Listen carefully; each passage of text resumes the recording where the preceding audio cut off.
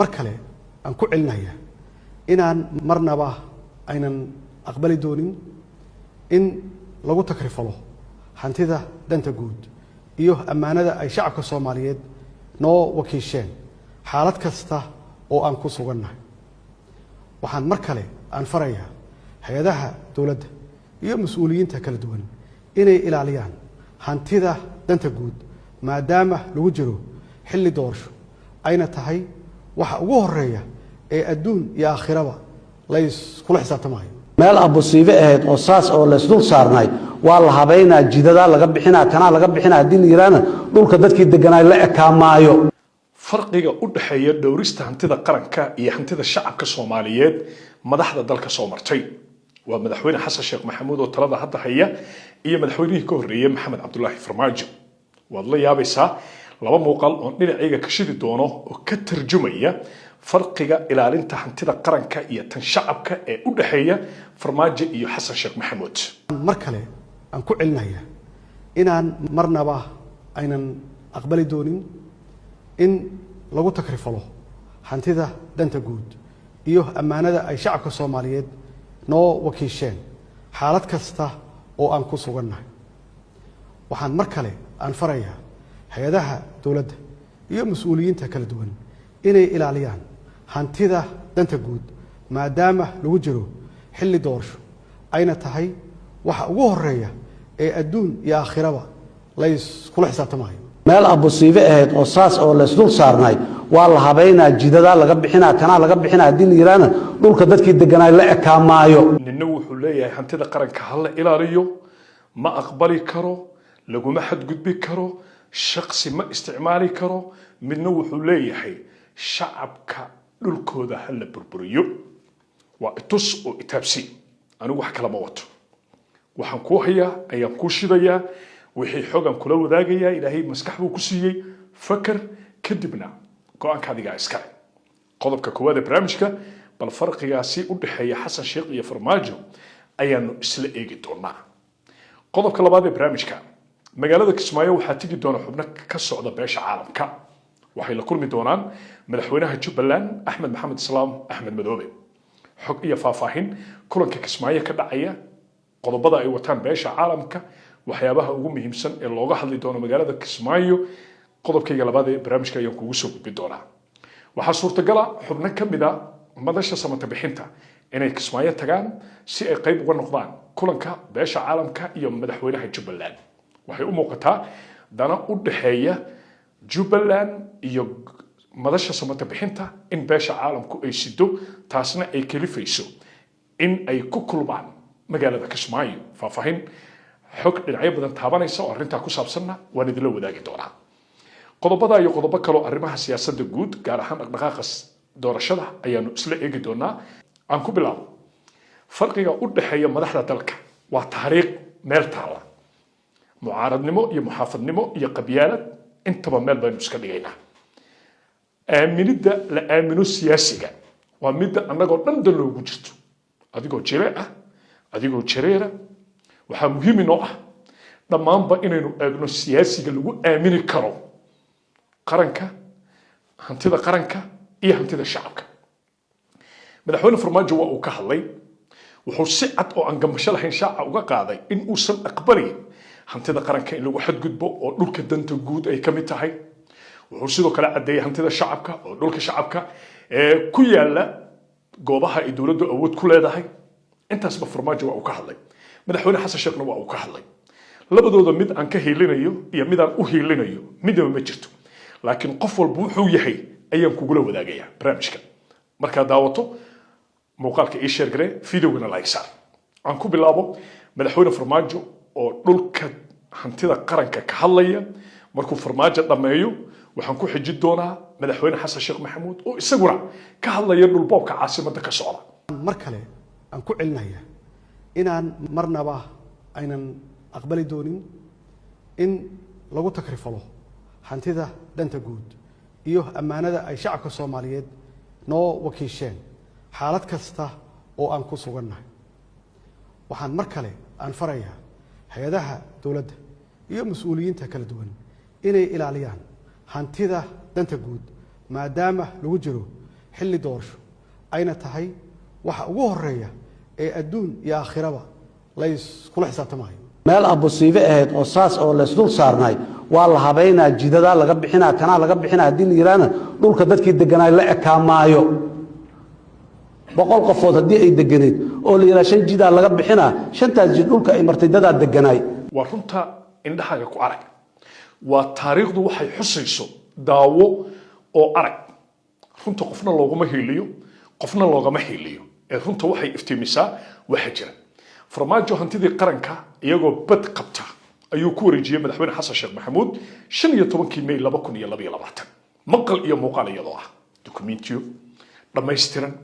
madaxweyne ma jirto hanti qaran oo aan qof shacaba siiyey ma jirto dhul aan qof shacaba siiyey dokumentiyadii waa kuwaana igala wareeg 15 bishii May ayuu farmaajo xasan sheekh ku wareejiyay ma beena ma qabyaaladan ku taageeraya farmaajo maya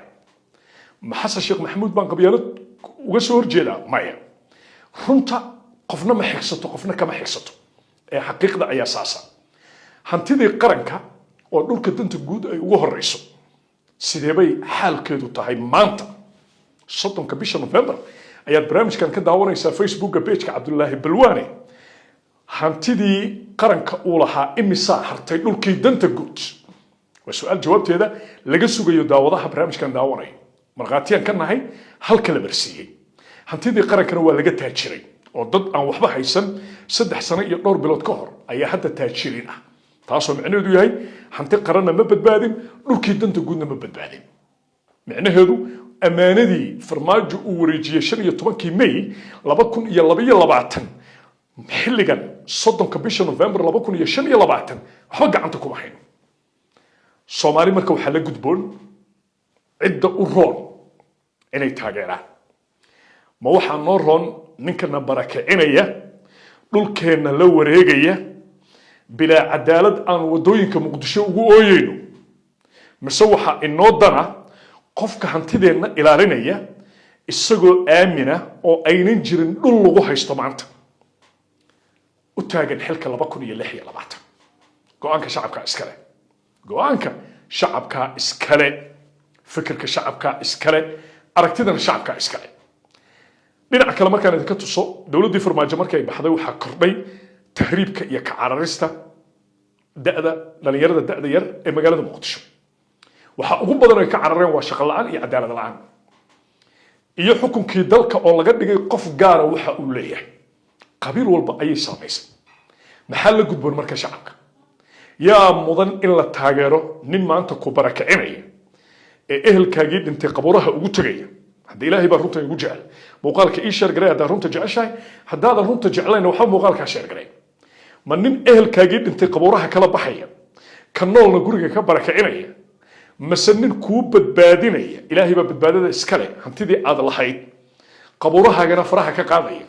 oo maanta ilxuma aan ku tusay maxaanu soo aragnay tan iyo maalintii dhulboobka iyo dhibaatada Muqdisho ay ka bilaabatay waxaanu soo aragnay family la leeyahay la soo bax hooyada la faheeda aabaha la fiisa la bax hadii kale intaan burburino ayaan badda ku tuurayna hooyooyin baa meydad la ordayay aabayaal baa meydad la carabay halkaasay baashu taagnayd maanta go'aanka iskale shacabka Soomaaliyeed gaar ahaan shacabka ku xiran Facebook-ga page Cabdullaahi Balwaan aragtidin xorbaad u tihiin bal cidda mudan in la aamino 2026 idinka la idinka sugaya dad asxaabta kamid ah oo page-kayga ku xiran waxay yiraahdeen maad qabiil ku taageertay madaxweyne xasan sheekh maad ula safatid qabiilnimo oo aad farmaajo uga soo horjeysatid qabiil waa waxa jiri jirtay durbaan qabyaaladeed aan garaaci jiray laakiin hadda maya waagan anigu qabiilaysnaa waaya aragnimadii aan ka dhaxlay ayaa maanta waxay itusinaysaa in aanan siyaasi ka xaglin siyaasina aan u xaglin oo dhab ahaanshaha xaaladda jirta ummadda igu xiran aan tuso maqal iyo muuqaal waa itus oo itaabsi magaalada Kismaayo waxaa ka furmi doona shir u dhaxeeya siyaasiyiinta madasha samata bixinta madaxda Jubbaland iyo Puntland arrintaas beesha caalamka way ka warhashay waxaa la dhisayaa dawlad waxaa lagu dhisi doonaa Kismaayo waxaa la dhisayaa maamul dhinac dhigi doona madaxweyne xasan sheekh haddii dawladnimadii Soomaaliya koox gaar ah ay jeebka gashatay ركبة ودنيين وما تأتاجن إن ذلك توسيع سيدا درتين مركي عرفت باش عالم كإن شر وجو قبض دون مجال كسمايو مركي عرفت حالة دا صوماليا إتاجنتها وحي قادة تجوأنا إن الله كل طب دحورها جبلان وضب حات كجلها مستقبل كصوماليا هل أحمد محمد السلام أحمد مدوبي مجال كسمايو أي تيجي دوران ما نقصه آدم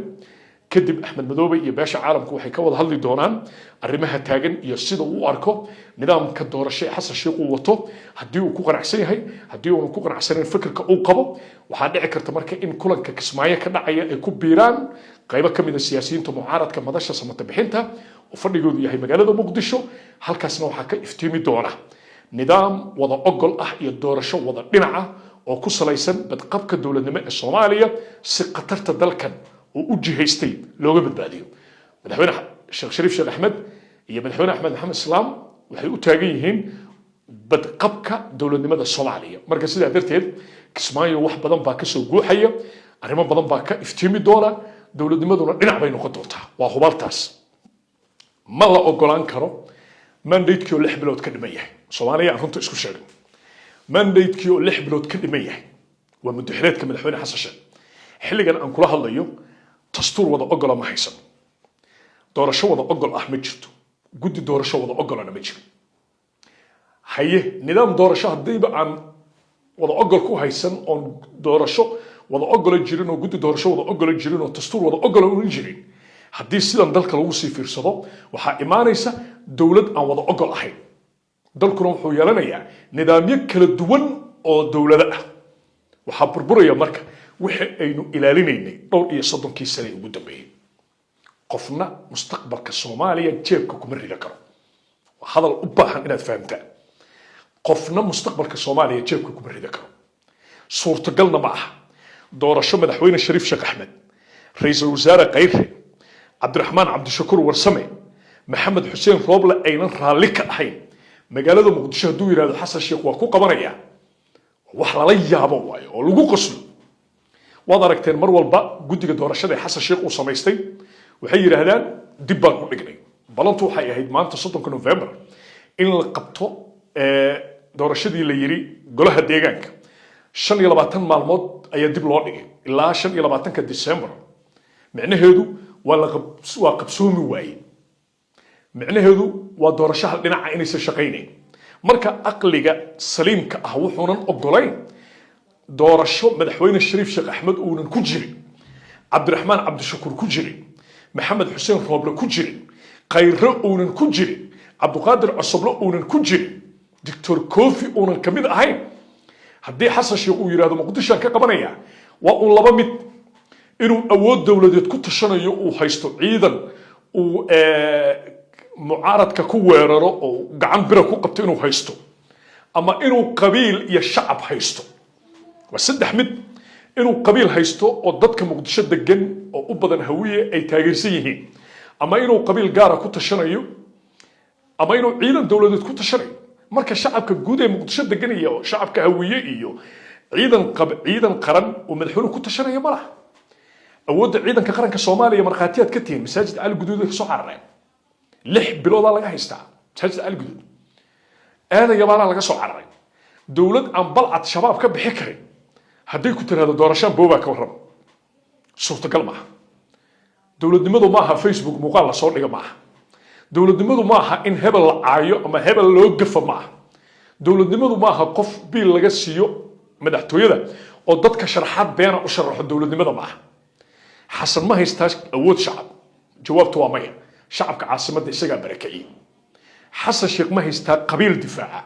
جوابته وامية محايا لجفضة حوصي وكذا شيء مدحوني حسن الشيخ علي قاف قيبة كميدا الواحد كتب اسكدا صومالي ذا كلا أما قبيلة ذا كلا هوية مدحوني حسن الشيخ عدود عيدنا وحكو حكمية من ليه وعيدا بلعد عن حريكرين مدحوني شريف شيخ أحمد يو قيري عبد الرحمن شكوري مؤد بوانكرا يا محمد حسين روبلي مؤد بوانكرا جوابته وامية مركا مدحوني وريونيا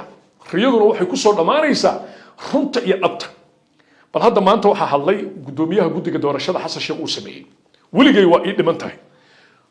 قد الدورشة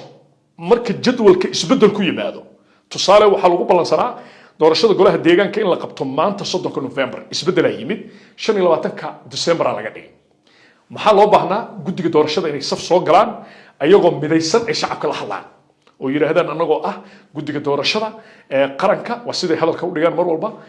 waxaan qaadanay go'aan ah inaynu doorashada golaha deegaanka dib u dhignay ilaa 25 December anagoo guddigii ah mar walba waxaan aragnaa hal guddoomiye mar mid labaad ma aragno mid saddexaad ma aragno mid afraadna ma aragno xubnaha uu madaxweyne xasan sheekh magacaabay ma guddoomiyaha kaliya ka soo haray ma guddoomiyaha kaliya ayaa ka soo haray aaway xubnihii kale ee guddigii uu xasan magacaabay aaway maanta wuxuu lahaa guddoomiyaha keligii dib baan u dhignay doorashada ilaa 25 December xubnihii kale guddiga aaway lama hayo midda kale doorasho qof iyo coda ayaa muqdisho laga qabanaya ceeb male laakiin maxaa lagu leeyahay golo deegaan oo aan guddoomiye magacaabi karin ayaa muqdisho laga sameynaya waa golo deegaan oo aan magacaabi karin guddoomiyaha gobolka Banaadir yaa magacaabaya sida caadiga ah madaxweyne xasan sheekh waa sidaan hadda ku jirno maxay soo kordhinayaan golo deegaan oo aan guddoomiye magacaabi karin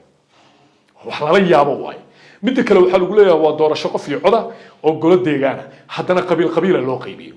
abgaal intaasuu leeyahay habargidir intaasay leedahay mursada intaasuu leeyahay xawaalda intaasuu leeyahay reer xamar intaasay leeyihiin